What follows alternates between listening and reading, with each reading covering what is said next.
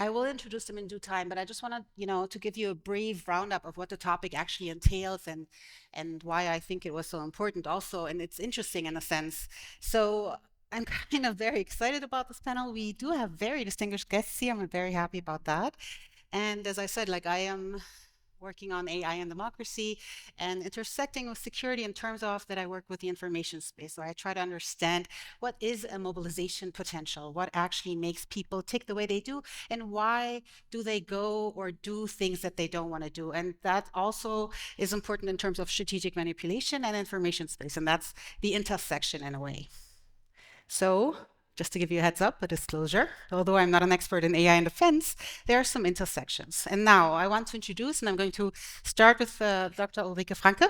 She's a senior policy officer at the European Council of Foreign Relations, and her areas of focus include German and European security and defense, the future of warfare, and the impact of new technologies such as drones, artificial intelligence, on geopolitics and warfare. Dr. Franke has published widely on these and other topics and is regularly appears as a commentator in the media. She, and that's how I know her, is the co-host of the Sicherheitshalber podcast, a German language podcast on security and defense, which I can highly recommend. Thank you for being here.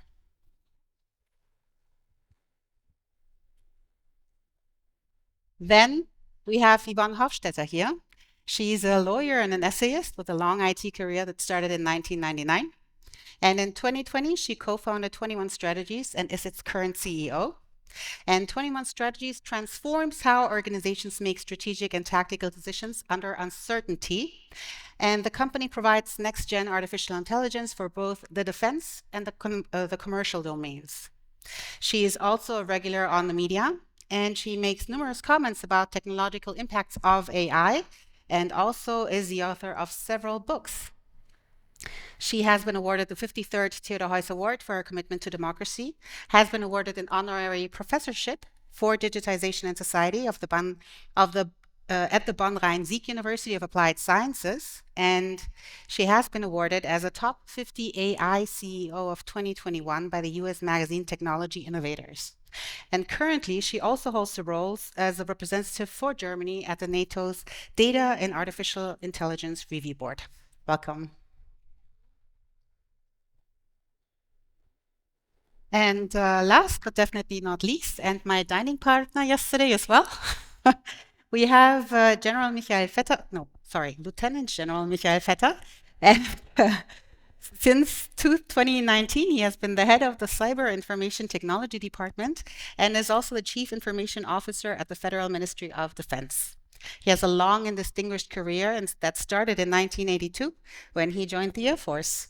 And Lieutenant General Vetter was deployed at various levels in staff units and in various assignments in the Federal Ministry of Defense throughout his career. In 2017, he became the first Chief of Staff of the newly established Cyber and Information Space Command of the Bundeswehr. And later on, he has also performed the duties of Deputy Inspector of Cyber and Information Space. So as I said, the topic is a big one. And I wondered, like, how can I actually frame this conversation? Because it's a big conversation to have. I don't know how, 45 minutes. We're not, let's see how we can solve the problems here. So I thought the framing of this question should be something like not focusing on problems, but really looking at the vision. How can Germany not only keep up in the world where the future of warfare is already here, as we're seeing in neighboring conflicts and countries, but, and here's the big but how can we actually thrive in this new paradigm? Because we should not only be keeping up, that should not be our goal. It's a minimum. It should be, how can we actually thrive in it? Sounds funny, I know. We're back. Let's say we're not the big players right now, but that's not the point of the discussion. The discussion is really kind of coming up with a call to action, what is necessary to fulfill this vision, in my opinion. And I have a little bit of a, how do you say, I want to apply the moonshot method to this panel. It's not going to be a classical panel in a way that I'm just going to ask questions and expect answers, but I really want to try out and see if I'm just going to explain how it works. So I'm going to ask everybody for the current status quo, in a sense, of the major challenges, but also what is working especially well in terms of their expertise. And the second step will be kind of trying to define goals for Germany in each expertise. And because we're talking AI, it would be in 2 years and in 5 years, because we know that the current revolution of, I don't know, systems is, in my opinion, every 3 to 6 weeks in a way. And the final section would be try to come up with actual tactics, goals, and plans of how to make these goals a reality. How do we become that? And it's actually a fun game in a way, because the moonshot method is a problem-solving approach that was kind of first pitched by JFK in his speech in 1962, when he said by the end of the decade we're going to be on the moon, and everybody just laughed at him. But it set a goal, and they made it happen. So this is actually what I try to do, kind of come up with a way of setting a goal and see how we can make this happen and not only focus on challenges and risks. It's also a way of getting away from thinking incrementally only, making big steps in a way. So I'm going to start with the status quo, and I'm going to start with Michael Vetter because I introduced you the last. And so yesterday we talked a bit about the Bundeswehr and about the capability to wage war, about Kriegsfähigkeit, as you called it, about rebuilding infrastructure and everything. So my first question would be really, what is the current status quo of the Bundeswehr in general? The first. And then the second would be, how is the Bundeswehr currently using AI applications, actually? Because it's not about only using tech or just buying capabilities, but what are the priorities for further AI integration as well? Okay, thank you. So I have 37 minutes to describe the state of play. No, first of all, thank you very much for having me here. Great pleasure. I would like to start and give it a little bit of context. 2 years ago, when Russia started its unprovoked war against Ukraine, German Chancellor Kohl stated that we are in a Zeitenwende, turning point in history. And actually this Zeitenwende in security policy comes at a time when we're right in the midst of a Zeitenwende in technology. The former chairman of the US Chiefs of Staff, General Milley, stated in last October that, and I quote, "We are witnessing a seismic change in the character of war, largely driven by tech." And I think he's perfectly all right with this. And even when you look at the war in Ukraine, which is not the blueprint for the Bundeswehr future capability planning, but even if you look there, you see there are almost ubiquitous availability of sensors 24/7. You are surrounded by sensors. You're surrounded by unmanned aerial vehicle, ground-based vehicle, maritime vehicles. You are faced with loitering ammunition, with ammunition that comes at incredible high velocity. So this has huge implications for the armed forces and for our concepts of operation, for our doctrine, our training, our equipment, and our mindset. And not to forget space and cyber, which play an increasingly important role in warfare. And this has huge implications for us. And coming to AI as a pervasive and thereby decisive technology is at the forefront of where we have to keep up and pace. What are we doing in this very spectrum? 3 years ago, we implemented what we call the digitization platform for the Bundeswehr. What does it mean? Historically, the Bundeswehr procured IT services, like we procured tanks, aircraft carriers, probably not aircraft carriers, let's say frigates, and fighter jets. This doesn't sound very agile and very smart, and it wasn't very agile and very smart. So we are reorganizing the system. We've clustered our IT in 9 clusters. We use the NATO C3 taxonomy. So there's a cluster for enterprise resource planning, a cluster for IT infrastructure, a cluster for community of interest services. And we also have a cluster called analytics and simulations, where we would like to deploy our AI and hybrid services that we provide to the warfighter. And the idea is then, if a warfighter has a special need, we will look into those clusters. So to see, we will look in our web shop and try to build a solution using standardized, scalable, secure IT services, which are then provided, so that we have a system based on an architecture which is easily also, or which can be further developed rather more easily than we did in the past. Coming to AI, what's going on currently? Quite a lot is going on, and I would like to focus on the military edge, so not on what's going on in admin. Yes, we will have a military-style ChatGPT hopefully by the end of this year, but my focus is on the edge, on the warfighting capabilities. And there we are currently having a couple of projects out on the run. One is called the Digitized Battlefield, where we're using pattern recognition, object recognition, sensor and data fusion to support this mantra that we have, that we need to have information superiority, which will then hopefully translate into superior command and control and then end up in superior effect. If we have this triangle, we will be able to provide escalation dominance and thereby deterrence to any aggressor. So digitized battlefield is one huge endeavor. It's also in the digitization strategy of the federal government. The second one, just to give you one example, is an AI laboratory for our electronic intelligence people. So pattern recognition, anomaly detection. And the third one that I could use is the common operational picture that we are introducing for the cyber and information domain, where we're bringing standardized and unstandardized data together, try to fusion those data and try to become or to get ahead of the event. So to be able to prepare for an event rather than to react afterwards. So in a nutshell, quite a lot going on currently. So that would be forecasting, basically. Yeah, that's interesting. That's something I also do. Okay, thank you so much. I will have follow-up questions soon. I will turn to Yvonne Hofstetter now, because we will mention Ukraine a lot of times, I guess, today, because it's a case study in a way. Very macabre told, but in a way it is for us to see what is going on actually right now, because over there the advancements in artificial intelligence continue to reshape the future of warfare, and we can actually see in real time the deployment of emerging tech combined with traditional military hardware and how it looks like. But what I know and what I've read about is that private companies have a very large role to play in this and in this conflict and in the future of warfare. So I'm going to ask, we know that the industry matters in a way when it comes to providing high tech and support to the military. And Mr. Vetter was just talking about the information superiority in battle and how important this is, right?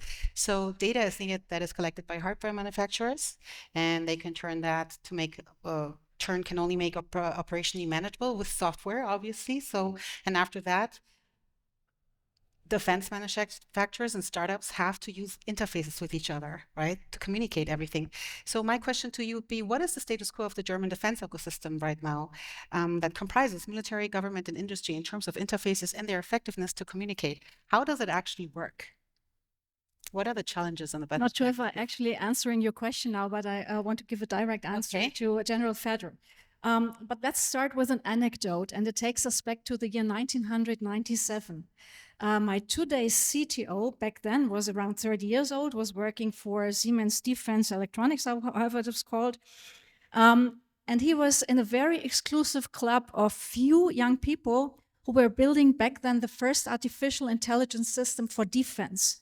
And it was the year of the midterm upgrade of the AWACS system, NATO NEA3, which is the AWACS is the Airborne Warning and Control System. And it's actually doing exactly what you have described, General. You collect data from multiple non-commensurable data sources. You fuse them into an overall situational picture, recognized air picture it was called back then. And what I actually see is now being like 25 years older than I was then, I see that not much has moved since then. So we are still dealing, and this is not actually, what should I say? It's not only it's not a fault. It's like, I see this also in other countries. So the major target of applying artificial intelligence in defense is, of course, domination, information superiority, by using all types of data. Of course, we have different types of data today. Also, we have open source data, which we can also fuse with military data. So the operational picture, the situational awareness is where we actually stand now. When my today's CTO was presenting that solution, that AWACS solution, almost 30 years ago to a group of generals, one general after the presentation turned around to his peers and he said, "But gentlemen, don't we all agree that all that counts is steel at the battlefield? Steel at the battlefield." And we were upset, of course, because my CTO said, hey, what is he talking about? Of course, the information dominance is the thing of the future. But today, looking at Ukraine, I think that we did wrong to that general, because obviously sort of was right. All that counts is still at the battlefield. Now, 2 lessons learned from that anecdote. The first one is where we stand today is we basically stand where we already stood 25 years ago, and seeing young startups entering the scene, I recognize that they try to solve problems which we solved already 20 years ago. So it's our sort of responsibility, leadership responsibility, to teach them to get faster to the point, because we have the knowledge, we only need to dig it out again. So this is the one thing. And the second thing is, whoever is entering the scene of military AI or defense AI as a startup, and this also points actually to the investors, probably has to be aware that at a certain point in time, he will have to go physical with the artificial intelligence. I have information dominance here, I have steel at the battlefield there. And if I compare these two, then I really wonder, in the worst case, which of the system is stronger? And I fear it is not information dominance. That's a difficult question to answer, I would say, simply because we see the effect, as you say, of missing ammunition, missing. We call this embedded AI, and in the end, it is in fact what you say. It is AI sort of integrated with platforms, which can be weapon systems or which can be the other type of platforms, logistical platforms whatsoever. But the artificial intelligence will probably, it will not stay in the information space and in the cyberspace. It will go out into the real life.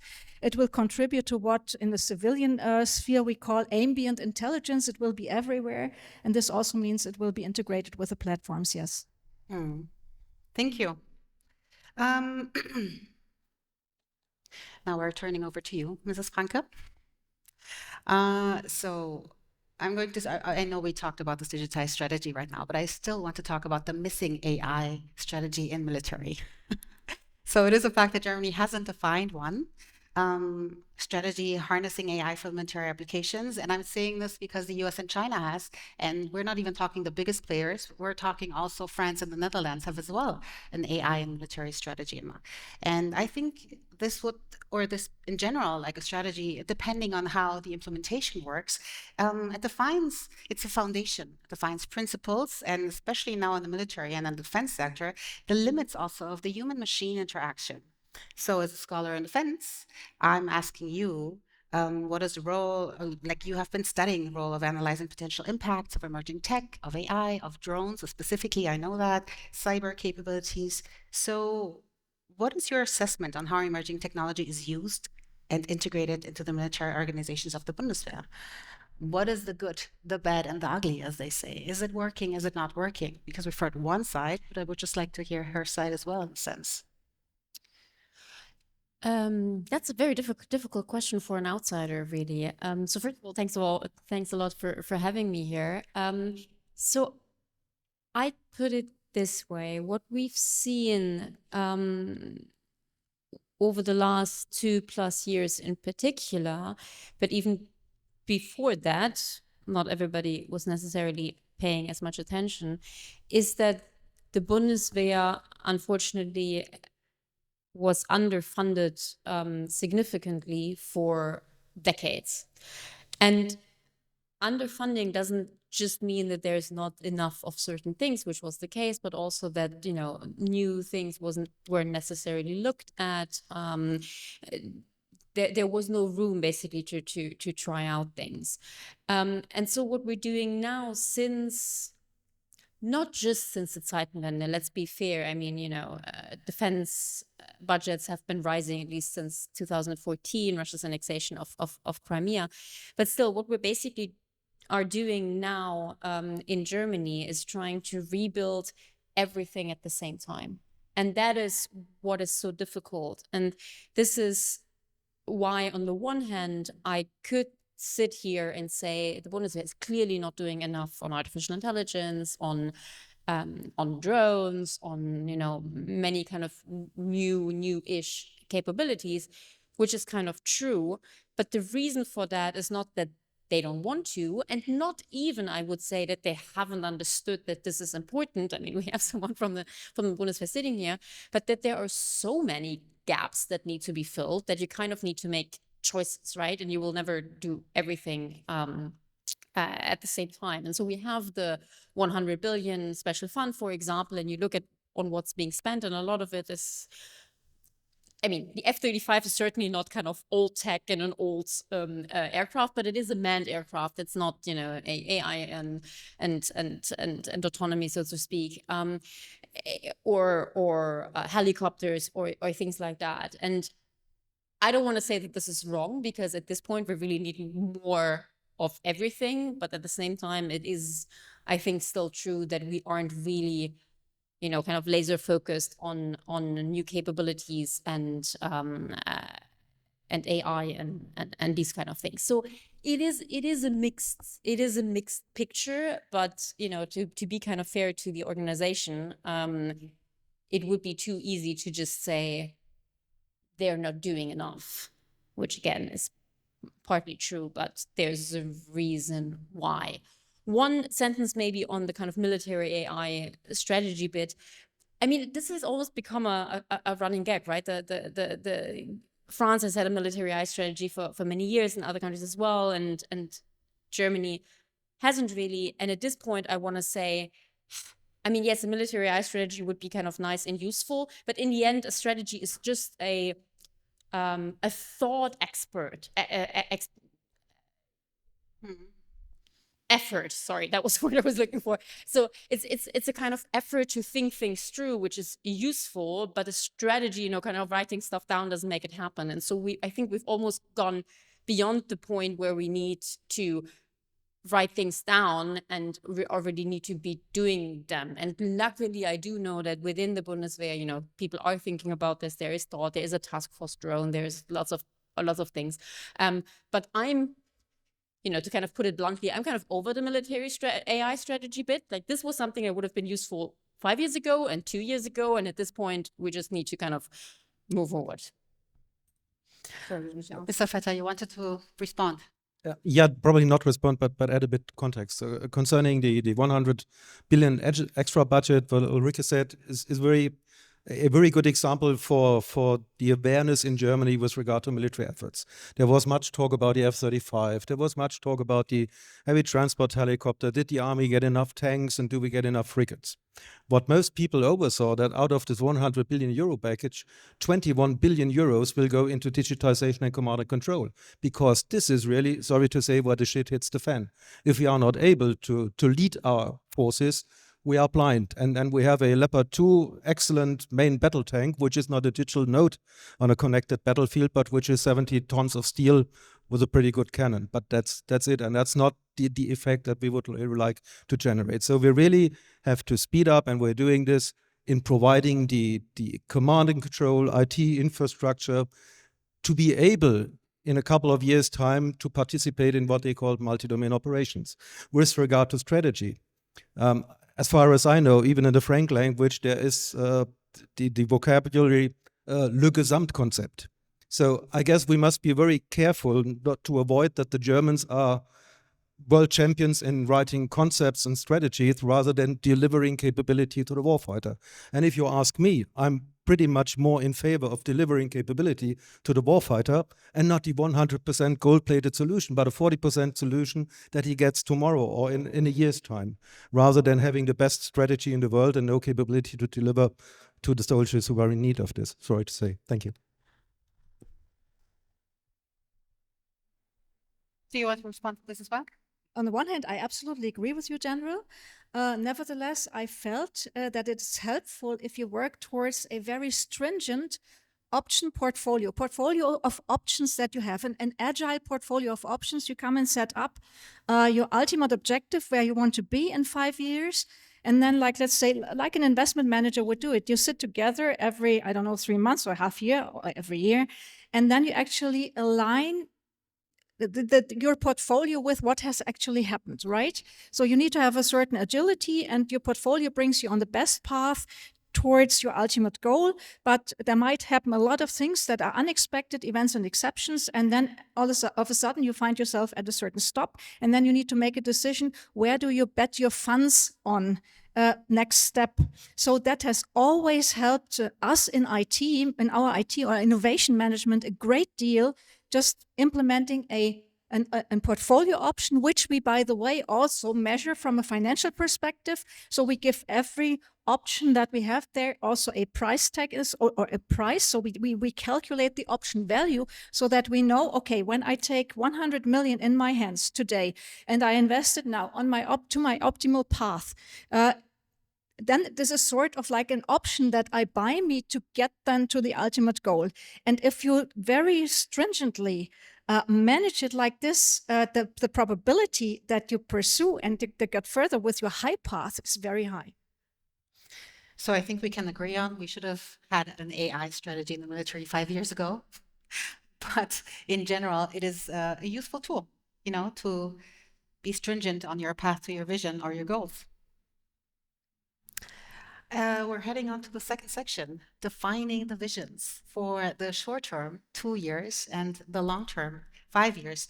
I think I'm not sure if it's necessary, but I just going to repeat what I meant with the visions in itself. It's about setting extremely ambitious and visionary goals. It's about tackling seemingly impossible challenges and marshaling resources and efforts. And even if success seems uncertain or distant, doesn't really matter. It's about setting a vision and to rephrase the question that I asked, to really thrive in this new paradigm, because that's the goal, not keeping up. Yes, and I want to start with you, Ulrike, Franke. I hope that is okay. Yeah, thanks a lot. I had to chuckle a little bit when you said short term 2 years, which is fine, and then long term 5 years, because of course in the military realm, 5 years is super short term.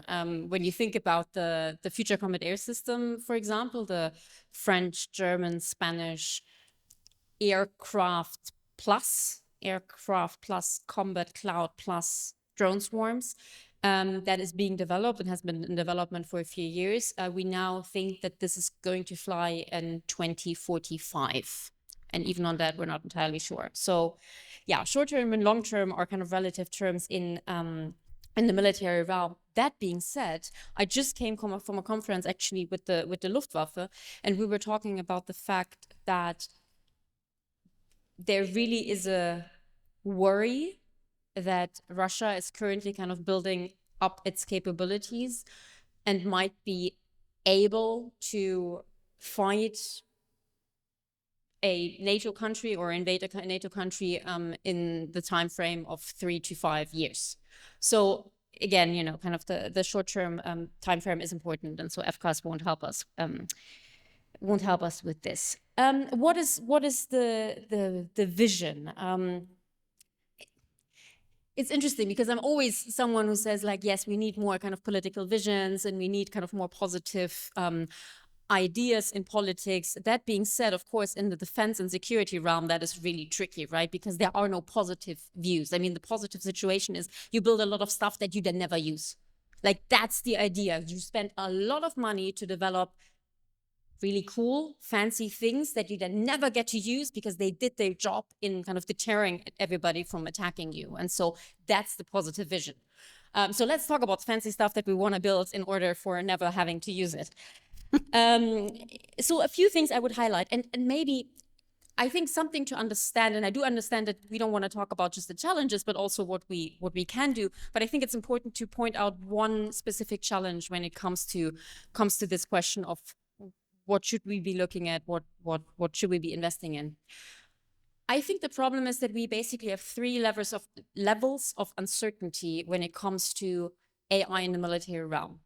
The first level of uncertainty is that this is a technology that is still developing. I mean, what do they call it? GP04 or something that OpenAI just put out. They put it out like yesterday, right? So we have a development on the technological side that is still ongoing and very fast. So we don't quite know where we're going with this. First level of uncertainty. Second level of uncertainty, we don't know then how these capabilities will translate or be adapted into the military realm. Because we are not talking about a new tank or a new drone where we kind of know, okay, this is the capability. AI can literally enable, well, the full range of military capabilities, from logistics to targeting to data analysis to I don't know what. So we have a level of uncertainty of like, what even makes sense, what is useful, what can be done, what will we invest in, et cetera, et cetera. And then third level of uncertainty is how you then use that capability. Because, you know, as someone who has spent a lot of time studying past revolutions in military affairs, so this idea of you get a new technology on the battlefield and somehow it has a revolutionary fundamental impact on the battlefield, the one thing the literature, the academia can agree on is that what matters isn't so much or isn't just the new technology, but how you use it. The tank was on the battlefield already in 1916. It really became revolutionary, if you want to use that term, or kind of important, relevant in the Second World War because of how you use it. So you have this level of uncertainty, and that makes predicting this very difficult. But nevertheless, to try and answer your question, so the things I would try to look at, or I want, you know, the Bundeswehr, the BMVG, and everybody to look at, first would be swarming capability. So drone swarms, but it doesn't have to be in the air. It can be on water. It can be anywhere. Of course, we are already doing this. So I'm not kind of saying stuff that, oh my God, they have never heard in the MOD.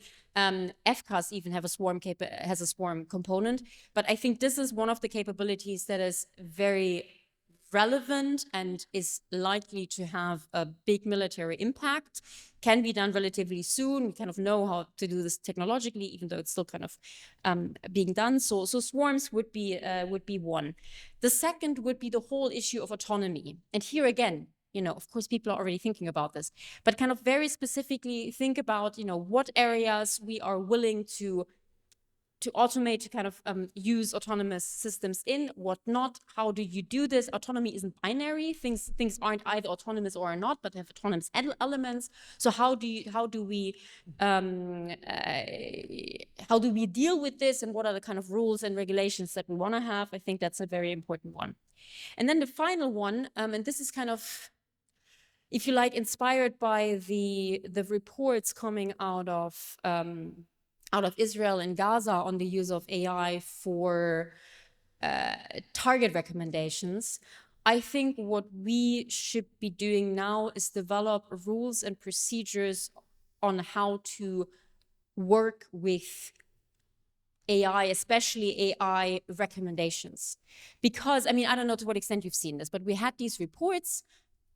I can't judge, by the way, whether they're accurate or not, so I'm just going to put them out there. We had these reports that allegedly Israel is using AI-enabled systems that give recommendations as to what and who to target in Gaza. So either places and houses, that would be the gospel, or individual people, lavender. These are the two systems. Again, it hasn't been confirmed, but it doesn't matter in this case. What has been reported is that it seems that using these systems, the IDF is doing everything wrong.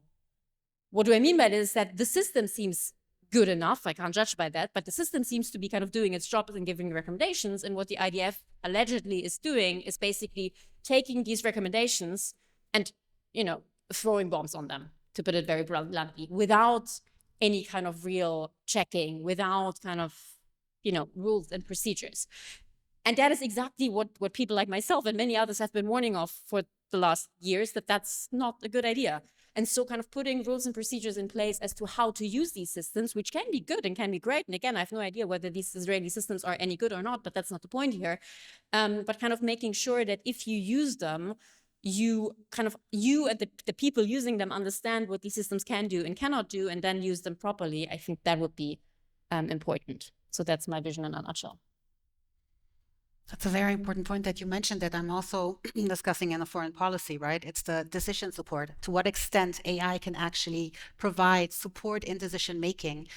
Because it's okay to have an analytical support, it's okay to have a virtual assistant at some points, but decision, what percentage, let's say, you know, of the intel is from AI, how much time, and that's specifically what Lavender said, how much time, because they said, yes, we do have a human in the loop, but there's a decision-making process of like 2 seconds, I thought, when I read the report, and I thought it was really disturbing in a way, because if you have 2 seconds of decision... Then it's human in the loop, but not meaningful human control, as the term is used, right? If you just have a human that then presses the button because the AI told them to, then you might as well not have the human, like there's no point. And in fact, it's even very unfair to that human being, which very likely will be kind of lower level military officer that then can't really take any responsibility. So exactly these debates, and again, it's not as if these debates aren't already happening, but I think we need to be kind of very clear on kind of putting these procedures in place. There are lots of good developments here, but yeah, the long term may be just 5 years, so let's get on with it. If I may on this 2 second piece. I mean, let's be fair. When it comes to especially ballistic missile defense, currently the German Patriot system works in a highly automated mode. When it comes to missile defense on a frigate, we have the RAM capability, which also works in the defensive play in a highly automated mode. You can then now discuss, is this autonomous or is it automated? Matter of fact, when it comes to certain defensive scenarios, you don't have the time to have the human decider to see, oh, do I fire this missile or that missile? You have to have a highly automated process. And the man in the loop is the one who trains the system, who does the checks, who says, okay, this is the algorithm that I apply, this is the probability for this. But then the system had to work in automatic mode because there is no chance for human interference if you want to survive. A totally different story is when you apply lethal autonomous weapon systems in an offensive mode. And there, as Ulrike said, how much can you trust the system?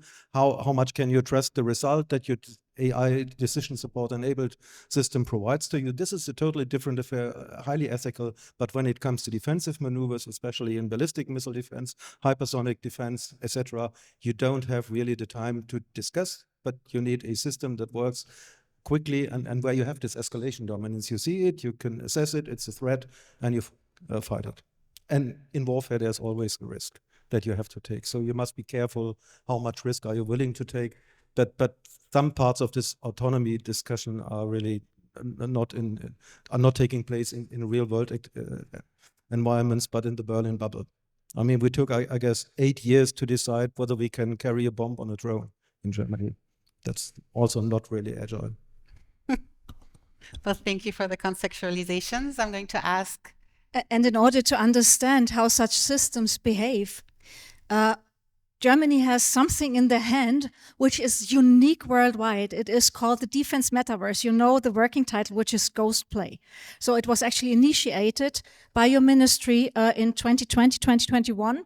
And it is, well, how do I know it is unique? Because I'm being approached at NATO by different nations who say, what? Germany has a defense metaverse and you can test AI systems in that defense metaverse. You can see what they are doing. You can see if they behave in an ethical manner or not. And then you tweak and twist it and you revise actually your specification before you actually implement them and go to the real life with the platforms. There were already two demos, live demos in Washington at the DoD. We had 30 people sitting there from the DoD and also the intelligence services, and the CIA man in the end was very stunned that he did not recognize that Germany is working on something like that. UK is in demand, Sweden is in demand, Denmark, Spain, they're all coming and ask, what, you have something like this? This is actually something we would also need. And can't we together, we, the nations that work together at NATO level, can't we just try and get there to develop our capabilities, the capabilities we miss, together with the use of the defense metaverse?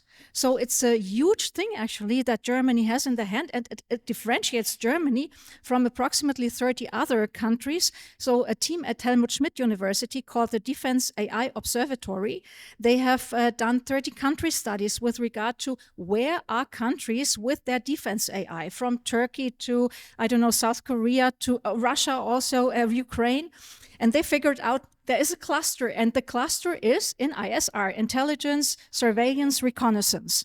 But there are only 2 countries who are outliers, and the one is Germany, and the other one is Turkey, and Turkey is betting almost 100% on full autonomy in weapon systems. Yeah, and so I think that when my vision would be actually in 5 years that we can deter the adversary with technology that can deter, right? It does not mean that we have actually the super, hyper, duper technology stuff flying around or driving around, which is very vulnerable because it's only, I don't know, scientific concepts which are nice to research but don't have any not any military, but have low military value, are very expensive, have very long development cycles. So I want in 5 years deter the adversary to make sure that we can protect Europe and what we all have achieved here in 80 years of peacetime, more or less peacetime.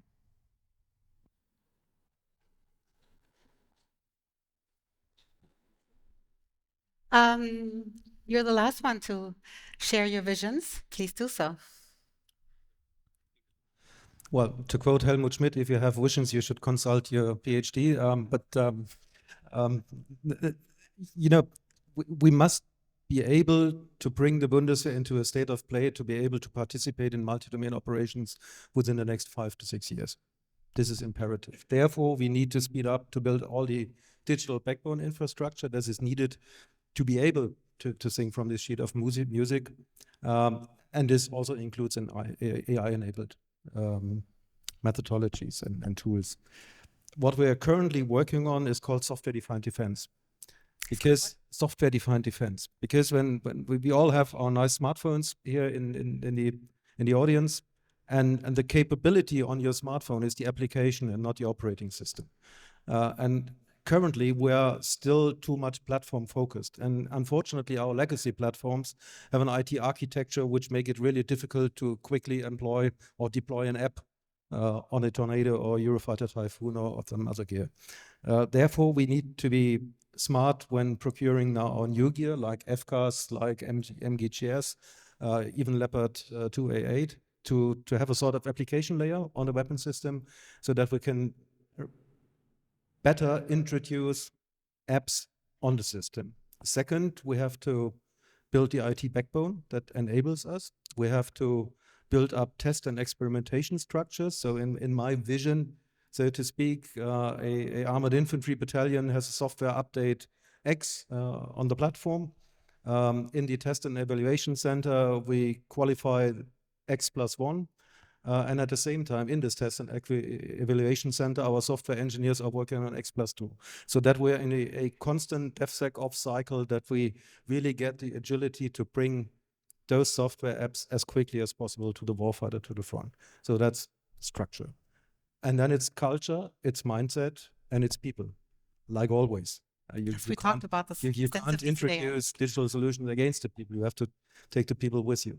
And this is the next effort that we're doing. So in our training, those digitized solutions must be an integral part. We have the privilege of operating to our own universities, which provide a lot of capability and a lot of good training to our people. So structures, will, finance, people, and then I'm pretty convinced that within the next 5 to 6 years, we will be making huge progress in making the Bundeswehr able to participate in MDOs. Well, thank you. You also provided already like the call to action, what is needed to get to these visions, and we don't have time so much. But I would ask both of you if you can give me the one thing that you think is necessary to achieve your vision. If you want to go ahead, it doesn't matter. You have more time to think about it. So one thing to achieve that vision is that we actually have to show in the industry more ambition.